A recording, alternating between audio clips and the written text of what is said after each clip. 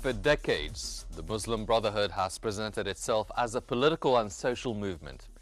Yet intelligence reports and expert analysis suggest a far more dangerous reality.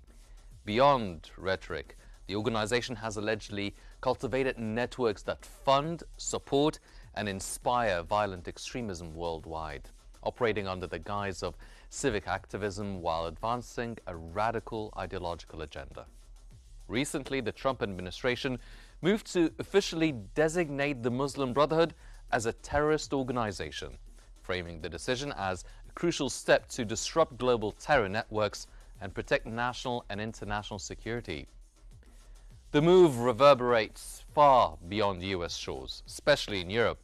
This decision has reignited debates on transnational extremism, the legality of designations, and the role of international cooperation. Tonight, we ask, can the international community finally confront an organization long accused of hiding behind a facade of legitimacy? Is the world witnessing the final act of the Brotherhood or the start of a new chapter in counter-terrorism politics? I'm Henny Saif, and this is Think Tank.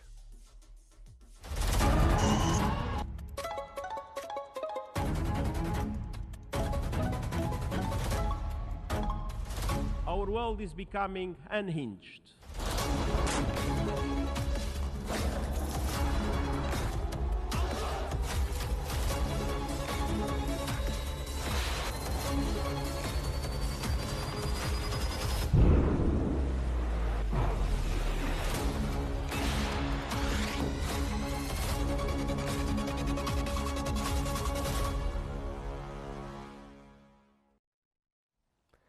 US President Donald Trump issued an executive order designating multiple chapters of the Muslim Brotherhood as foreign terrorist organizations and specially designated global terrorists.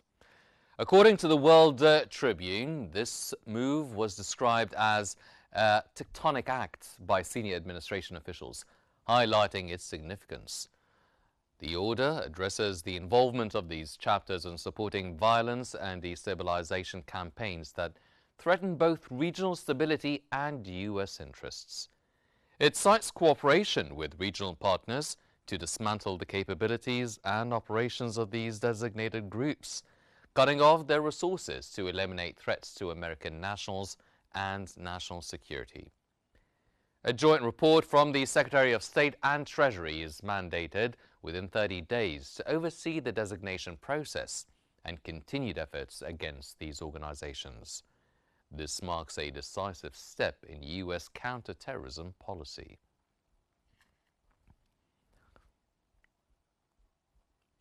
The French Conservative report on the Muslim Brotherhood highlights the group's increasing influence in France, describing it as a covert political threat to the nation's secular values and social cohesion.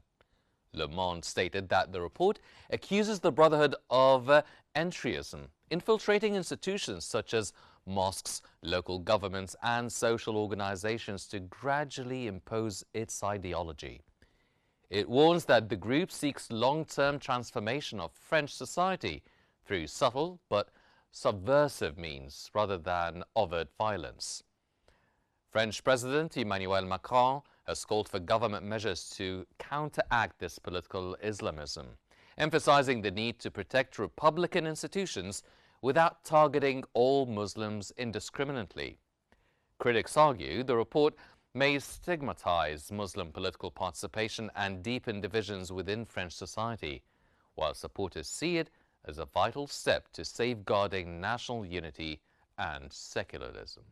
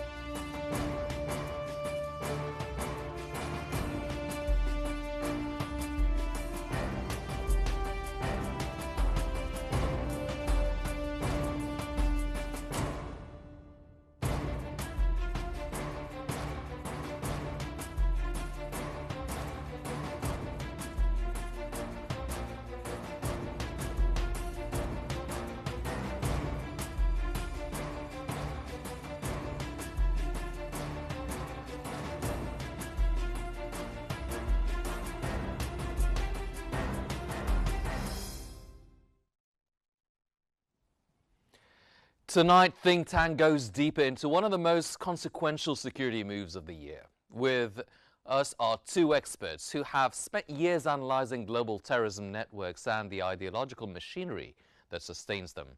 From Cairo, Mr. Ahmed Sultan, a researcher specializing in regional security and terrorism. And from Geneva, we welcome Monsieur Gilles-Emmanuel Jacquet, the Vice President of the Geneva International Peace Institute.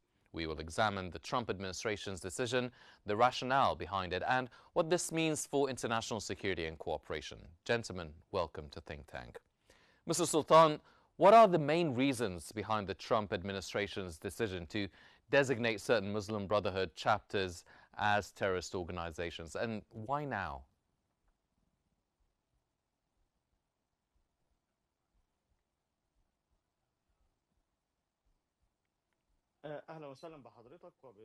To you and your esteemed guest and your viewers.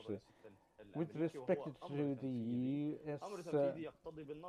President resolution, which is an executive order, is to designate chapters of the Muslim Brotherhood as the terrorist terror group.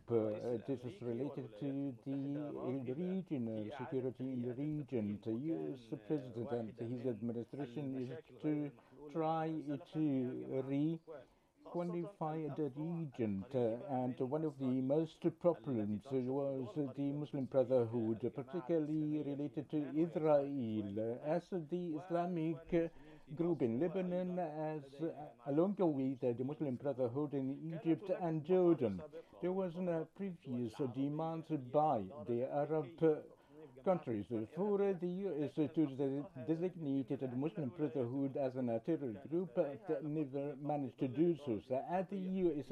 had a close relation previously with the Muslim Brotherhood, and therefore never wished to ban the Muslim Brotherhood. But now there is some sort of a change, partially related to domestically, as there is an orientation to rejecting the immigrants and strains with Muslim Brotherhood, along with pressures of the Jewish lobbies, among which the Israeli Zionist lobby, to designate specific chapters in the Muslim Brotherhood, as in Lebanon, considering that they were engaged to arm themselves to launch attacks at Israel by the Arab demands never treated seriously, and the executive order is launching a campaign to consider the designation resolution as such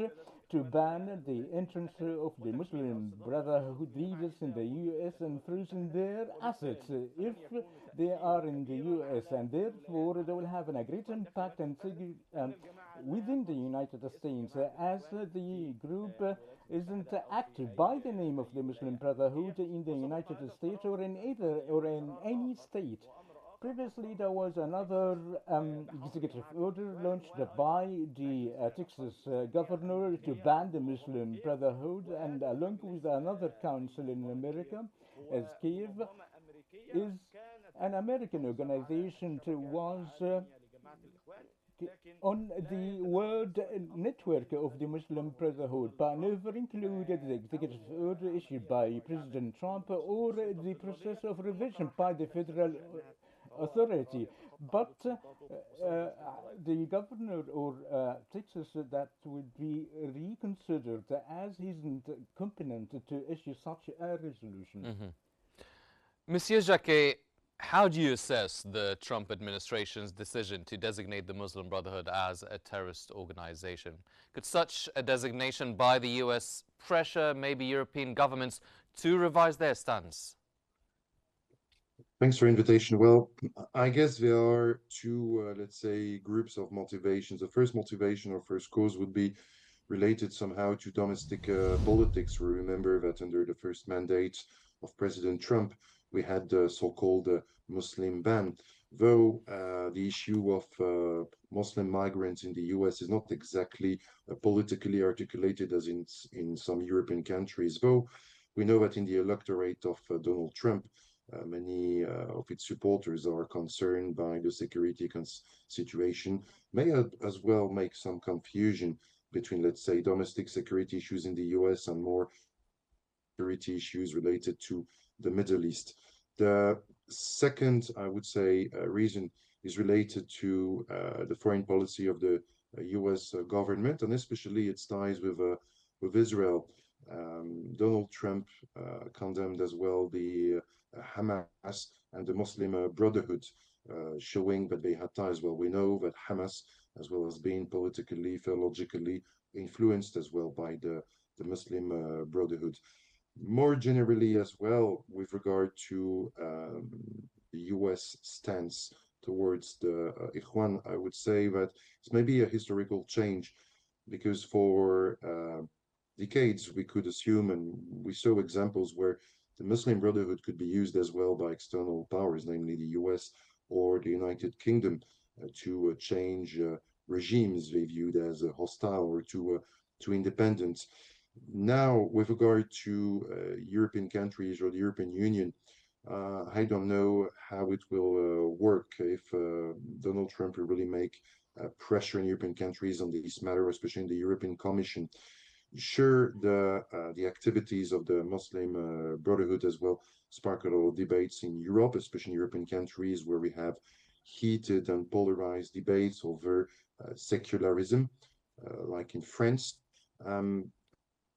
EU institutions like the European Parliament and the EU Commission, there have been many cases in the past of lobbying from organizations, let's say, close as well to the Muslim Brotherhood, not necessarily directly tied to this organization, but that shared as well similar political views, and usually as well articulating their campaigns of Islamophobia, for example, or the, let's say, discriminatory aspects of secular policies in France or in other European countries. Yes, well, we will be talking more in detail about the Muslim Brotherhood through the eyes, through European eyes. But Mr. Sultan, you've spoken earlier about different extremist networks. Now, how has the organization, the Muslim Brotherhood, historically contributed to the extremist networks? How does the Brotherhood differ from other organizations in terms of structure and influence?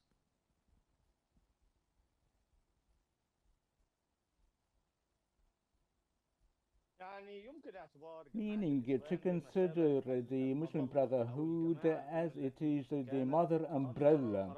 That was a bridge through which most of the fundamental extremist group came through, such as ISIS and Al-Qaeda. So the Muslim Brotherhood was just like the arch through which the extremist groups came out of. So the difference with respect to the means and the means of work and operatives, but the ultimate goals are very much similar, either between the Muslim Brotherhood and ISIS and Al-Qaeda.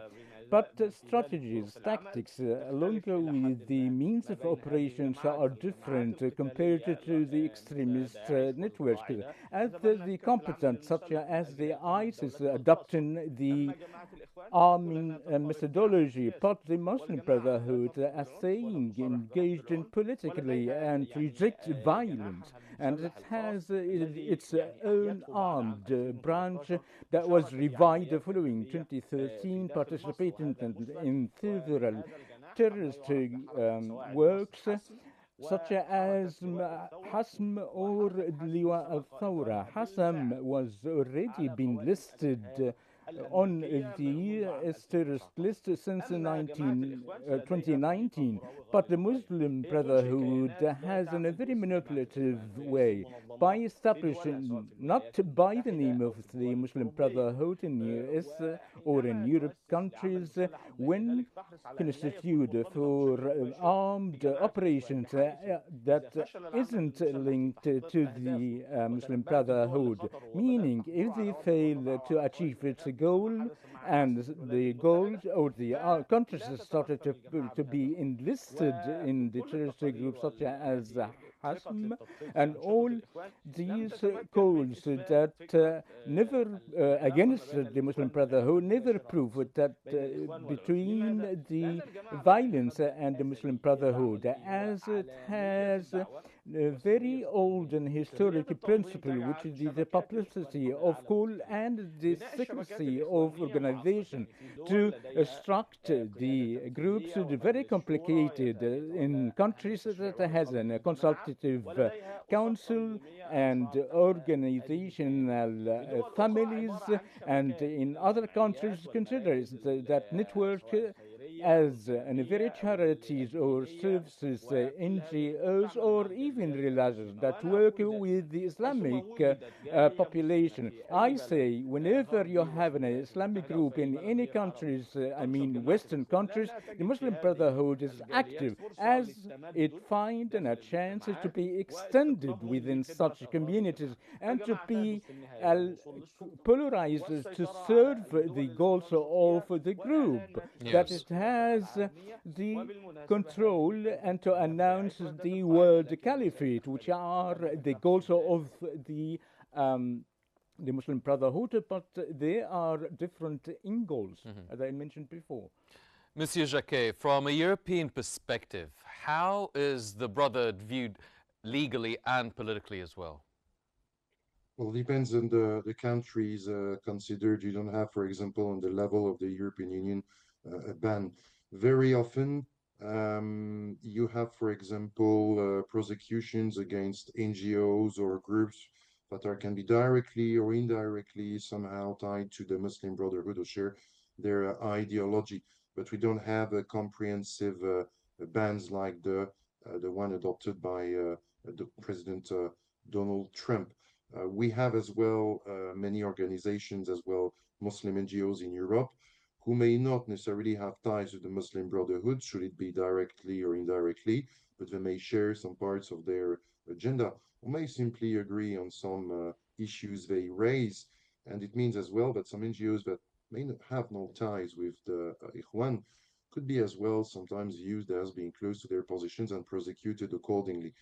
What I mean more clearly as well is that prosecution or bans should be very carefully done as well, because the Muslim Brotherhood has a very long tradition in using these cases to fuel a narrative about a systematic Islamophobia, and at the same time it's hiding part of their message, as mentioned previously by my colleague as well, the world caliphate. Yes. If you ask them about the status of minorities or how they view multicultural societies, very often they will not deliver, let's say, arguments that would scare non-Muslim European audiences.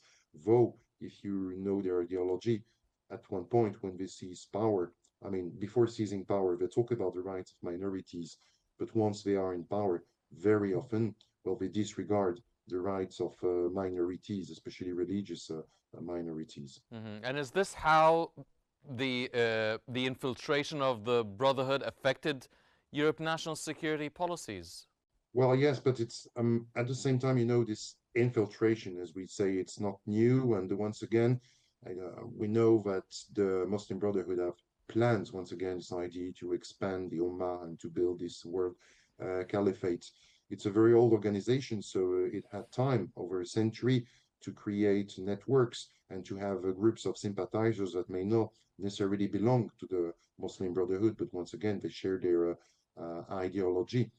In Europe as well, what we observe, once again, it's lobbying on the level of the European Commission, the European Parliament, and as well on the national basis in each EU members. You may have as well some cultural or studies centers that may be under their control, under their influence, or part of their networks. And it's an issue in Europe as well, because some partners, I can say so, the European Union, also in this way fueling as well, supporting this organization, its agenda. Typically Turkey, for example, you have a lot of Turkish organizations, I mean NGOs or organizations with ties to the Turkish authorities through the Diyanet. They have as well an agenda that can be similar as well to the one of the Muslim Brotherhood. Mr. Sultan, to what extent do financial and logistical networks still play a current role in sustaining extremism within the Brotherhood?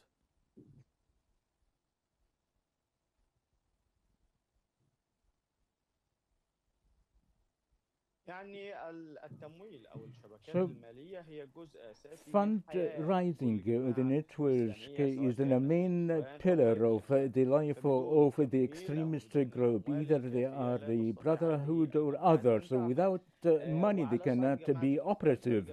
On the light of the Muslim Brotherhood has a very complicated financing network that are exist in several countries, either in Europe, United States, or the two American countries, or even in the Arab countries, and they are working in a very secretive and they transfer the money between its branches in a very complicated manner that include several transactions that aren't linked to the Brotherhood as a facade, but to businessmen or other activities that they are very used in the banks, but through facades, through which the Brotherhoods are manipulative to be looked after. Part of them are very far away from the Brotherhood, but they serve its purposes and they get in return being financed with such monies.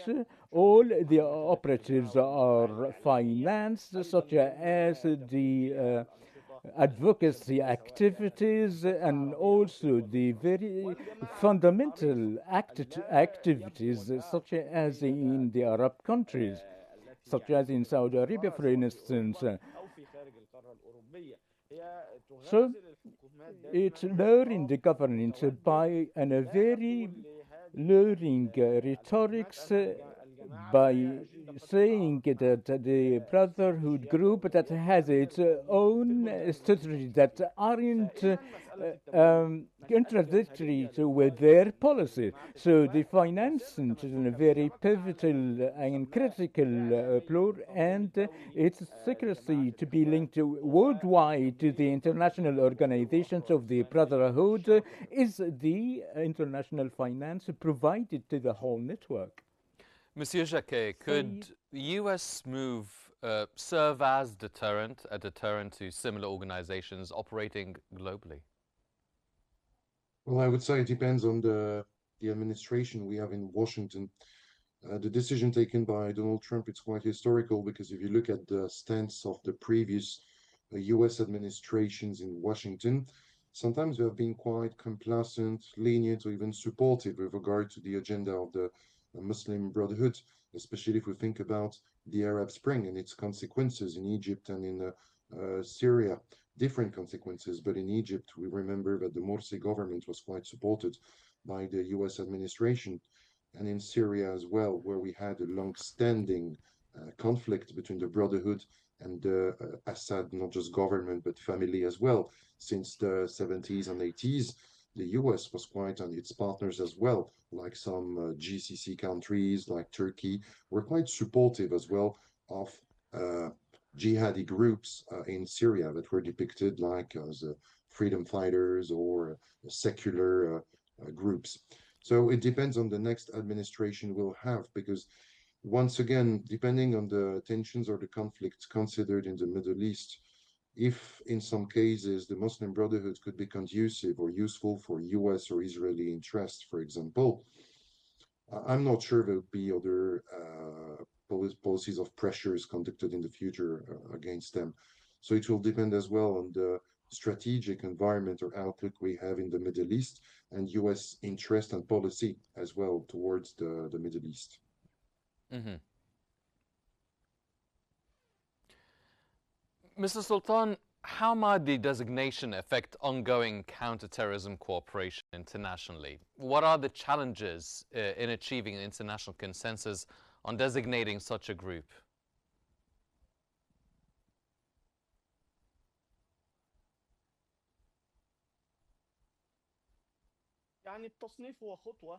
The designation is a move within a path of 1,000 miles that should be followed by a series of measurements to achieve its goal. Otherwise, to designate the group as a terrorist group is a mere tactic movement that has no effect strategically. The Brotherhood has means to manipulate and to establish new entities to be confronted, but legally doesn't look like that. And we all know that the Kiev organization that has relations with the Muslim Brotherhood, but the current US administration, when it talked about its organizations through Rubio, quoting that the group is totally different compared to the Muslim Brotherhood that has no entities within the United States, as it is a part of the complicated calculations. So the designation is determined, some chapters or branches, but the rest work within the Muslim Brotherhood, either in the Arab countries. It is a partial measurement, but it has a very political significance, and the diverted by the US that was supporting the Muslim Brotherhood and named it a democratic civilian Islamic project is diverting now to ban such a group. In order to achieve this movement that should have a measure or a series of measurements to dismantle the financial structures of such a group and to prevent it from a chance from an existence. As the United States, with the legal perspective, has no existence of the Muslim Brotherhood. Some individuals are very related to, but not publicly, that they are linked to the group. They work on the publicity of the advocacy. There are some individuals that are, in fact, within the United States, do not mention that they are belong to the Muslim Brotherhood. Some of them only get affected by the resolution, Yes. as they will be banned from entering the United States. Partially does not affect the Muslim Brotherhood in the United States, but to dismantle such a network would require measures not only limited by the United States. Monsieur Jacquet, one final question now. If the designation process concludes within 40 days as planned, how soon could we see concrete actions, such as asset freezes, prosecutions, sanctions, and what should analysts be watching for next then? We'll have to look as well at the list of frozen assets that will be issued by the US government or the relevant agencies in the US, and as well maybe for branches of the Muslim Brotherhood or related organizations abroad. Can be done in coordination as well with partner countries like Jordan or Egypt typically. Though in the US we could see as well pro-Palestinian organizations with no ties with Hamas or with the Muslim Brotherhood being prosecuted or banned just because of their support to the Palestinian cause, because it's being as well demonized in the US and in Europe as a pro-Hamas or pro-extremist stance, which is not necessarily the case. So I guess that's the kind of signals we'll have to look for in the US and in its allied countries or partner countries that adopted similar policies. Yes. Mr. Ahmed Sultan and Monsieur Gilles Emmanuel Jacquet, thank you, gentlemen, for sharing your insights and helping us understand the broader implications of confronting global terrorism. As the world confronts the persistent threat of transnational extremism, tonight's discussion underscores the urgent need for decisive action and international cooperation. The designation of the Muslim Brotherhood as a terrorist organization marks a critical turning point, but the path ahead remains complex and contested. That's all the time we have for this episode of Think Tank. I'm Henny Seif. Thank you for joining us.